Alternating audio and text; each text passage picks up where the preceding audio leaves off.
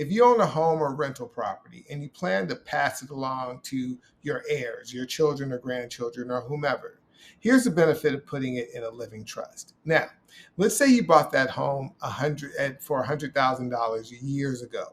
And upon inheriting the property through the trust, your heirs inherit a property that's now worth $1 million, let's say. If they decide to sell that property at some time after inheriting it, they have to consider capital gains. And capital gains are the difference between what the property was purchased for and what it was sold for.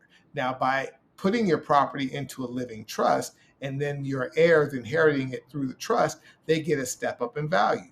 So their capital gain is not based on what you bought it for at $100,000.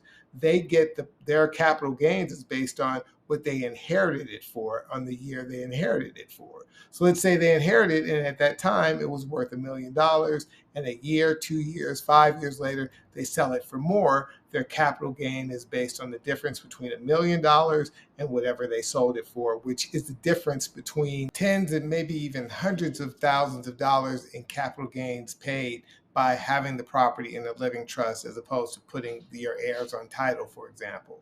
So, have you had some experiences or even horror stories, or even if you have questions, leave me a comment. I'd love to tell you more.